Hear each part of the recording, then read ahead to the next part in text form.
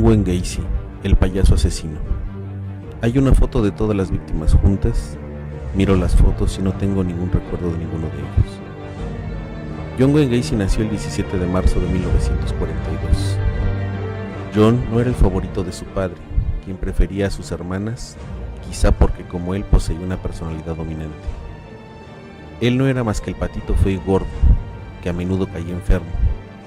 La vida de John Wayne Gacy era una lucha sin fin para recobrar su amor propio destruido por el desprecio y las palizas de su padre. Gacy además era un mentiroso patológico y un ladrón habitual desde temprana edad. Mentía para impresionar a la gente. John tenía también una personalidad dominante.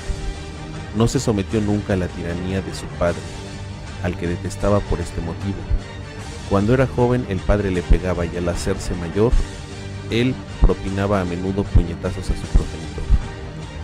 Su formación le había dejado una imperiosa necesidad de imponer su voluntad a los demás. Como miembro de la joven Cámara de Comercio, Gacy se encontraba en su elemento popular y entusiasta. Liberado de la sombra de su padre, ganó seguridad, encanto y persuasión. Descubrió con agrado que su obesidad y su baja estatura no eran un obstáculo para el éxito en sociedad, y poco después cortejó una bonita compañera y se casó con ella, hija de un brillante hombre de negocios que había adquirido la franquicia del restaurante de Kentucky Fried Chicken. En ocasiones, los chicos pedían dinero prestado a Gacy. En cada ocasión tuvieron que satisfacer sus deseos. Su padre mencionó que John era candidato a la presidencia de la joven Cámara de Comercio y que él iba a ser organizador de la campaña. Un chico advirtió a su padre que Gacy no era tan honrado ni tan decente como aparentaba. El padre le pidió explicaciones y al conocer la verdad fue directamente a la policía para denunciarle. Mientras Gacy estaba en la cárcel, pendiente del juicio, la policía recogió el testimonio de otros dos jóvenes empleados. Fue juzgado y se declaró culpable de sodomía. El juez lo condenó a 10 años de prisión. Ante el escándalo, su esposa, entonces madre de 2 hijos, solicitó el divorcio. En la cárcel, el acusado desplegó su capacidad de adaptación para parecer decente, trabajador y respetable. Su conducta fue tan buena que le pusieron en libertad condicional a los 18 meses. Se mudó a casa de su madre. Su padre había muerto durante su estancia en la cárcel, pero en Chicago estaba de nuevo sometido a tentaciones irresistibles. Bares gays llenos de chicos que podían comprarse por unos $, y una estación de autobuses donde llegaban constantemente muchachos de provincia que no tenían dónde dormir. Su inclinación por los chicos era más fuerte que nunca. Decidió montar su propio negocio de construcción que llamó Contratistas de Pintura, Decoración y Mantenimiento. En uno de los primeros encargos, conoció al amigo de un cliente cuyo apartamento estaba decorando. Era homosexual, que le propuso sostener relaciones y le indicó dónde podía ligar con chicos jóvenes en la terminal de autobuses. Añadió que en ciertas calles había un sitio gay muy conocido, donde había muchachos que se prostituían. Este consejo fue el origen de los primeros problemas del contratista con la ley. En febrero de 1971, un joven homosexual fue a la policía para denunciar que Gacy lo había abordado en la terminal, obligándole con violencia a tener relaciones sexuales. Pero el joven no se presentó en el tribunal y el cargo fue olvidado y fue puesto en libertad total en octubre de 1970, días después de la Navidad, y cambió la historia del crimen. La víctima era un joven sin identificar de unos 18 años, que recogió una noche en la terminal.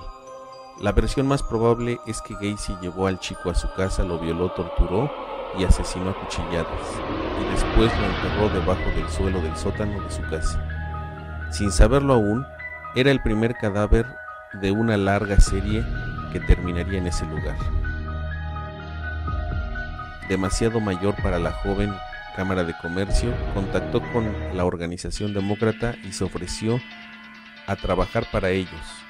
Gacy deseaba involucrarse más profundamente en la vida social de su ciudad. Se confeccionó entonces un traje de payaso, se maquillaba y su rostro, en vez de reflejar alegría, daba una impresión macabra. Pogo el payaso se convirtió en un personaje familiar que recogía fondos para el Partido Demócrata. o divertía a los niños del hospital local. Todos se tomaban fotos con él. Gacy no lo sabía, pero ese personaje se convertiría con el tiempo en el símbolo más terrible de su desintegración mental y en un referente obligado para la historia de horror de sus crímenes. Gacy se divorció en marzo de 1976. Su esposa lo acusó de serle infiel con otra mujer. Gacy estaba solo, nada le impedía llevar a sus ligues a casa. Ya todos sabían que era homosexual. Otro caso fue el de un joven que había aceptado ir a su casa para hacer un número sadomasoquista, pero no se esperaba lo que realmente pasó. Su cliente lo esposó y se pasó la noche apretándole el cuello hasta hacerle perder el conocimiento, violándolo y metiéndole la cabeza debajo del agua en la bañera hasta provocarle desmayos. Al otro día, Gacy lo desató, le dio dinero y le dejó marcharse. El chico lo denunció ante la policía. El 6 de enero de 1978, Gacy fue arrestado y conducido a la comisaría, pero como el muchacho había aceptado tener ese tipo de relaciones, la policía decidió no seguir adelante con el caso. Otro joven contó cómo Gacy, haciéndose pasar por un policía, lo había arrestado una noche y llevado a su casa. Allí había sufrido el mismo tratamiento. Un homosexual de 23 años aceptó subir en el coche de un hombre gordo y divertido. De pronto, el gordo paró el coche y le puso un trapo húmedo en la cara. Olía a cloroformo. Cuando este despertó, se encontraba en un sótano con la cabeza y las manos inmovilizadas. En la pared había una foto de un payaso y el suelo estaba cubierto de látigos de cuero. Le habían arrancado toda la ropa. Gacy lo violó y lo durmió con el anestésico repetidas veces. Finalmente el joven se despertó en medio de la nieve de un parque. A mediados de junio, un joven fue a verle a propósito de un trabajo. El cuerpo del muchacho se encontró en el río después. Ocurrió lo mismo con otro joven abordado el 3 de noviembre de 1978. Pasó lo mismo con otro cadáver de un joven que desapareció a finales de noviembre, mientras buscaba alojamiento. Lo peor era que los vecinos se quejaban del hedor que siempre brotaba del sótano de Gacy. Ya no quedaba espacio en el sótano que había debajo de la casa, ni en los demás lugares. Fue un día de tensión para los nervios del contratista, quien se preguntaba si la policía iba a volver con una orden de registro. Se dirigió hacia el sur, al puente sobre un río, tiró el cargamento al agua y volvió a gran velocidad al pueblo, donde lo esperaba el teniente. Mientras el policía obtenía una orden de registro, a las 15:30 horas le anunciaron que tenían una orden y le pidieron las llaves de su casa. Solo 5 minutos bastaron para confirmar las peores sospechas del teniente. El lugar estaba repleto de libros sobre homosexualidad y pederastía, con títulos como Adolescentes callados, Sexo entre hombres y chicos y La guía gay americana. Hallaron también videos pornográficos, un par de billetes y una larga cuerda de nylon. Su última víctima dejó inconscientemente una estela de pistas detrás de él. El chico le pidió un trabajo de verano. El contratista trató de insinuarle que podía ganar dinero vendiendo su cuerpo a homosexuales. Entonces Gacy cogió unas esposas que tenían en el bar del salón y empezó a jugar con ellas distraídamente. El chico le preguntó para qué eran y él explicó que se trataba de unas esposas de broma. Mira, te voy a violar y no podrás defenderte. El chico estaba tendido en la cama y había sido estrangulado con una cuerda a manera de torniquete. Gacy tenía el problema de deshacerse del cadáver. Ya no quedaba espacio en el sótano que había debajo de la casa, ni en los demás lugares. Los agentes no se dejaron engañar y registraron la casa a fondo. A estas alturas la policía no iba a perder el tiempo perforando el suelo de cemento. Encontraron una trampilla oculta en el suelo de un armario del salón y al abrirla apareció ante sus ojos un charco oscuro de agua fétida. Un técnico de la oficina del sheriff pudo bajar y dar 3 pasos en el fango del pasadizo para hundir un pico en el lodo. Se sobrecogió por el hedor de putrefacción. El instrumento había puesto al descubierto una porción de sustancia viscosa y jabonosa, que reconoció como resultado de la carne en descomposición. Unos segundos después, levantó con el pico el hueso de un brazo humano. Evidentemente no se trataba del cuerpo del muchacho. ¿De quién era? Ya pueden acusarlo de asesinato, le dijo. Gacy permaneció en la jefatura central de policía confesando 7 años de violentos asesinatos. Su rostro no tenía expresión, como si estuviera bajo efecto de un shock o de drogas. A medida que cavaban en el sótano hediondo, los investigadores se daban cuenta de que John Wayne Gacy era uno de los peores asesinos de la historia estadounidense.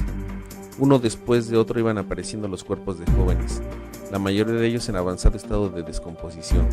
Después de extraer los 29 cadáveres, solo quedó el armazón de la casa, que fue declarada insalubre y demolida en primavera. El 12 de marzo de 1980, el jurado tardó solo 2 horas en decidir que estaba de acuerdo con la acusación. Gacy no estaba loco.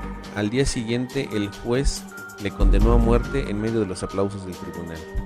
En el interior de aquella estructura sombría, al igual que otros 50 condenados, esperaba a que el tribunal aprobara su apelación o a que una inyección letal, un cambio por la silla eléctrica a la que había sido sentenciado en un principio, pusiera fin a su vida.